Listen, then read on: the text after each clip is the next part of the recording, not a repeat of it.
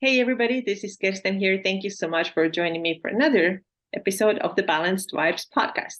Today we're going to talk about carbohydrates and how to reintroduce them if you have had very low carbs for a while. Maybe you did keto, maybe you cut them out completely because you thought that you're going to lose weight faster. Well, maybe you did that. So today we're going to talk about how to start reintroducing carbs back into your diet. So first of all, I want to tell you that this idea that all you have to do is cut out carbs if you want to lose weight and you want to lose body fat, this is just wrong. It's just like a quick shortcut, but it's not worth it. It comes with a lot of negative health effects, especially for women. And you can totally lose weight and lose fat also eating normal carbs. There are so many clients of mine who eating a lot of carbohydrates, and nobody is ever eating less than 100 grams of carbs. And this is for very small, tiny, petite women when they are in the fat loss phase, right? This is really the lowest ever. And I don't actually even think that it's 100, it's more than 100 for everybody. And of course, I have women who are eating 200 and plus. So it really there's a range. It depends on so many factors how much somebody should eat. But let me tell you that something as crazy as 50 grams of carbs a day or less than that, this is way too low for everybody. Like every woman that I know who's physically active should be eating more than that. So just cutting the carbs out because this is a shortcut to a quick weight loss doesn't make sense to me, because we also have to think ahead. Okay, where does this weight loss come from? Well, a lot of times it comes from just water weight. When you stop eating carbohydrates, you use a lot of water too. And you may be all excited and happy to get on the scale at first to be like, awesome, I've lost like 3 pounds really quickly. But is this going to last? And was this body fat? Probably wasn't. So I want you to be able to lose fat in a way that's actually sustainable. And cutting the carbohydrates out, it's not sustainable. You can do it for a short period of time, but you cannot do it for a very long period of time because life, right? How do you eat? How do you go to social events? How do you go out to eat? How do you celebrate birthdays if you cannot have a little bit of carbohydrates?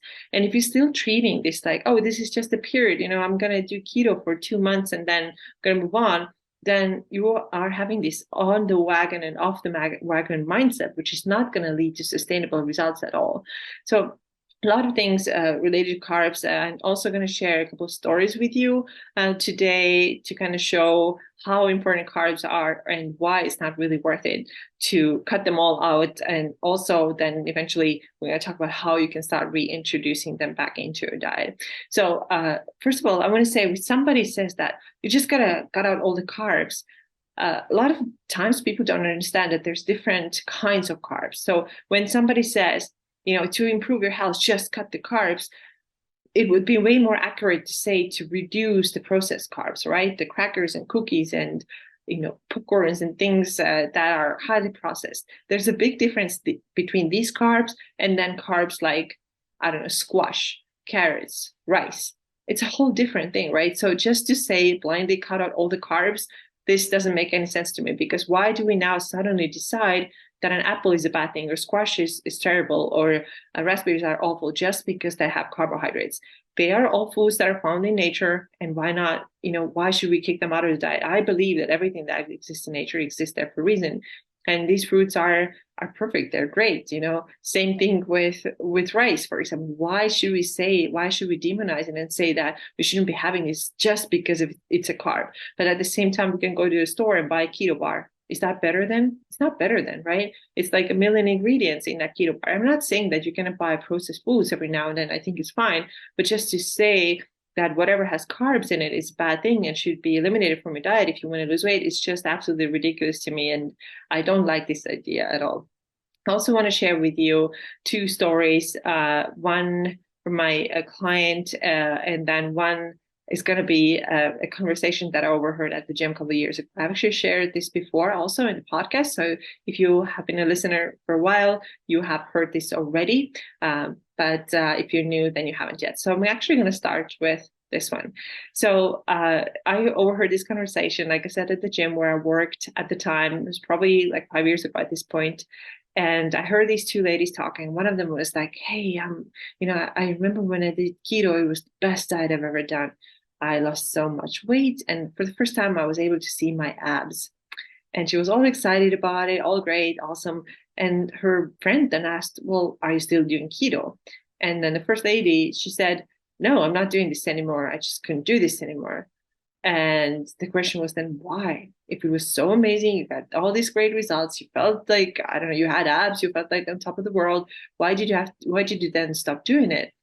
And she goes, well, I felt awful. I had a lot of brain fog, and my coworkers were getting really worried about me because I forgot to go to meetings. I forgot to get back to client calls. And this was actually all real, right? I'm not making this up. This was the actual conversation. She said she had so much brain fog, she couldn't get her work done. But still, this was the best diet she had ever done. Now think about it. How do you define a good diet? So can we only measure it in terms of how much weight we lost? Is that the only way to measure it, really? Or should we also take into account how it made us feel physically and mentally too? And also, where did this weight loss come from? Did it come from water weight, or did it come from actual fat loss? Is this diet doable? Can we keep doing this for the rest of our lives? How is our mental clarity? All these things have to be factored in. What did our hormones do? I mean, my goal is always that your weight loss, fat loss is as healthy as possible. And if you're telling me that you had so much brain fog that you forgot how to do your job, then to me, it doesn't sound very healthy. And the fact that you wasn't doing this anymore doesn't sound good to me either, because if it was so great, you would still be doing it, right? So it's just not sustainable. And also, when you think about what real life looks like, can you really imagine yourself avoiding all the carbs? Now, coming back to those super highly processed carbs, of course, you can eliminate, you can reduce them. You don't have to eat like a ton of cookies all the time. It's better that you don't do. But it doesn't also mean that now you cannot have a slice of cake at a birthday. This is also ridiculous. So I think anything that is so extreme and so restrictive is not sustainable long term at all. And also, I had one client who had done keto, but eventually stopped working for her because she said it's not doable in real life. And she also started having some health issues. She already had some thyroid problems to begin with. Those got worse. She started having so much hair loss. She said she had no libido. She felt awful. And her periods were pretty bad too.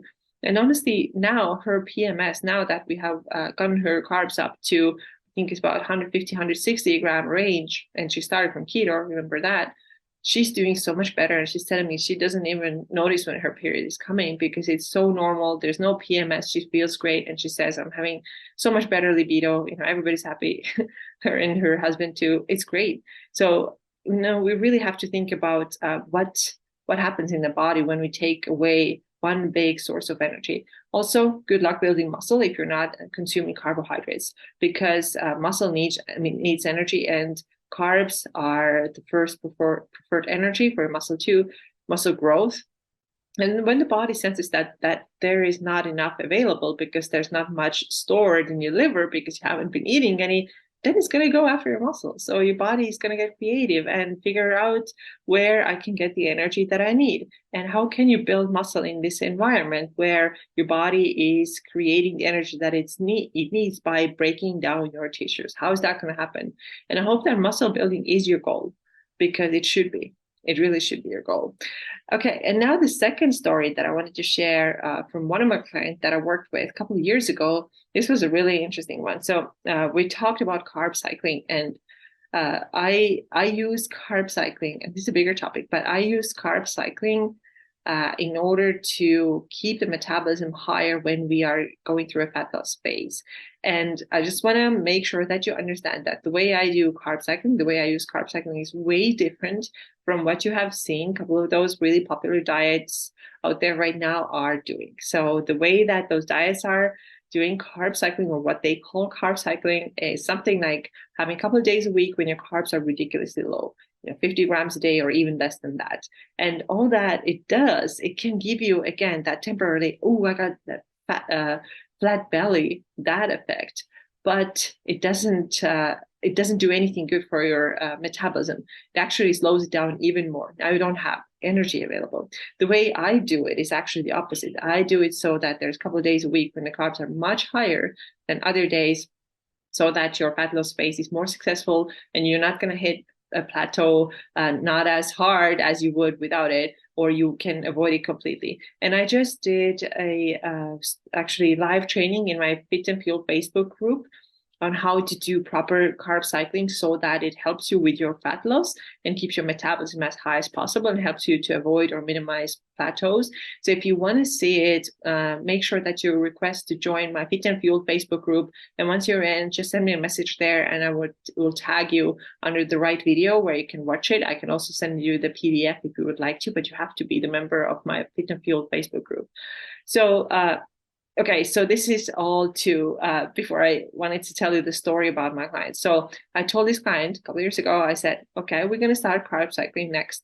And her reaction was like, no, let's not do this. I've done this before. It was horrible. I hated it. I felt like shit. I can't do this anymore. Let's skip carb cycling, not do this anymore. And I asked her why. And she told me that the way that she had done carb cycling previously was exactly what I described to you, in a couple of days a week where the carbs are really low. And she said she dreaded those days. Already days building up to that, she was feeling awful. She was feeling afraid. She was like, I know I'm going to be brain foggy. I'm going to have migraines. And I told her, this is not how I do this. And I explained to her how I use this. And she was like, oh, okay, I guess I could do that. So the idea that you have to cut your carbs really low a couple of days a week and call that like carb cycling, I guess it is carb cycling, but it's not the healthy carb cycling. I don't like this. I don't want to, encourage this to anybody. I want to keep the metabolism as high as possible by giving you more carbohydrates a couple of days a week so that your energy stays better, your hormones stay in a better place, and you're going to hit that plateau. You're way less likely to hit a plateau, and your fat loss is going to be so much more successful when you do that. So these are the stories kind of like to share with you why carbohydrates are important, why you shouldn't cut them terribly low. You want to avoid all the stuff that comes after a long period of avoiding carbs, and especially if you're an active woman, which I think you are because you're listening to this. I don't recommend low carb at all. And even just today in the same Facebook group, somebody said, oh, but I thought that 50 grams of carbs a day is enough. It is not. I don't care what you've been told. It is not enough. If you are lifting weights and or running several times a week, it is not enough. And even if you're totally sedentary, still 50 is too low. So I want you to understand that carbs are not the enemy. There's a difference between a carb and a carb. You shouldn't be afraid of this stuff. You have to understand that it is part of your healthy diet. It has to be part of a healthy diet. Cutting it out is not healthy for you. Okay, but next, what if you have already done this? You have already reduced your carbs. You've done one of these things. Maybe it was keto, maybe it's just low carb, and you ate, let's say, 50 grams of carbs a day or even less than that. And now you have learned that you should be actually eating more. So what are we going to do now? Now it's just time to start reintroducing carbs back into your diet. And I would say that the first thing you have to keep in mind is that you can't be too sudden about it. You just can't, just like when you do a reverse diet, you can't go from eating 1,200 calories to 2,200 tomorrow. And the same thing with carbohydrates. If you've been eating only 50 grams of carbs a day, then don't have tomorrow a big bowl of pasta with 3 slices of bread and I don't know, bananas and all the kind of things, really high carb foods. If you do that, this is probably going to negatively impact your digestive system. It's going to be a lot of burden on your digestive system. And also, if you keep going, you do that increase suddenly, you're probably going to gain quite a bit of weight. And there's a better way of doing this. And this is starting slowly. So it also depends on what kinds of carbs you have been eating. Some of them are a little bit easier to digest if you have been very, very low. So if you have been very, very low, then and have, at home almost no carbs at all, then it's probably easier to start with things like, berries, some fruits, root vegetables can be nice, but not jump right into, bread and cakes and cookies and pasta. I wouldn't even necessarily start with, tons of rice right away. See how those berries and root vegetables and fruit feel, and just start having them at every meal. So let's say you have 4 meals a day, have just a couple of bites of each if you really haven't had any carbohydrates, and then see how your body responds. Take few bites and see how you're feeling 30 minutes later. How is your digestion? And if you feel like things are going pretty well, then you just start increasing and start gradually increasing. Then next week you're going to add a little bit more. Maybe you have a couple extra bites, or maybe you introduce a new carbohydrate. Let's say you literally started with just berries and some fruit. So now you're going to try, I'm going to take a couple of bites of oatmeal. Let's see how that sits in my stomach and how am I feeling? How is my digestion? And then gradually increase to a reasonable place. So Of course, it is really difficult for me to tell you what the reasonable place is for you, because it's different for everybody. It really depends on so many factors. It depends on, where your metabolism is right now, what have you done previously, how's your activity. This is a big one. How much stress you are experiencing. So all these things determine how many carbs you should be eating. But let me tell you that nobody in my coaching, and this is in the fat loss phase, is eating less than 100 grams of carb ever. I think it's closer to 120, that where I have like my tiniest, most petite ladies, what they are eating is around there, but nothing's less than that. And remember, this is in the fat loss phase. So now for those who have to build their bodies up, it's going to have to be a lot more than that. And so you're going to gradually increase, and you can start from, let's say you've been eating like 50 grams of carbs a day, then you can go up to, let's say, like 75 the first week and see how that feels, and then start increasing. If you are tracking, increasing little by little, maybe you add 15 grams of carbs every other week or so, 10 to 15 grams, and see how that sits with you. If you are not tracking, then like I said before, add a bite or two, see how that feels, then increase a little bit, but don't go too quickly, and don't go to those like super highly processed carbs right away, cakes and cookies and brownies right away. But go more towards like those really natural sources like berries, fruits, and then start introducing grains. And then if everything's going really well, then you can go more like breads, and you can try experiment with cooking and see how cookie, and see how this is going. But you have to really be really patient with yourself and not freak out if things are not going super well at first. If you are getting a little bit of like digestive issues at first, understand that you have been really, really depleted. You haven't had any of this in your system. So you're going to give yourself some time, and maybe there's going to be some discomfort. So the best way that you can do it is really to start gradually, build up gradually, and don't give up, and don't go back to that, what you did before, because you probably stop doing it because it didn't work, and you realize that you can't live this low carb, no carb lifestyle and only live off of fats and protein for the rest of your life. It's just not doable. Not only is it not doable, it's also really unhealthy because your body needs carbs. So I hope this helped you. I think the main message here is that if you have been doing this, we can take the time back and like undo this, but the best thing to do is to slowly start reintroducing. Think about it. It's just like reverse dieting. Instead of adding a ton of calories at once, you're going to add a little bit and little bit and little bit, build up, build a little bit more, see how you respond. Maybe don't add next week and wait and then add again. It's a gradual process, but you definitely have to get your carbs up to way over 100 calories if you're really tiny. But I will tell you that most of my clients are somewhere between 150 to 250 grams of carbs per day. And it's absolutely possible to lose weight and fat also while eating carbs. So please don't believe that you have to cut out your carbs or be very, very minimal carbs in order to lose fat. It's just not true at all. All right. I hope this episode helped you. I know carbs are a big topic. They're a very controversial topic. A lot of people want to like fight and be like, no, but this works so well for me. Well, if that works, then that works. But what I've seen multiple times is that those people, they do come around later again. They're like, well, it actually stopped working. So something to think about. All right. I hope you enjoyed this episode today all about carbs. And thank you so much. I will see you again very soon. Bye-bye.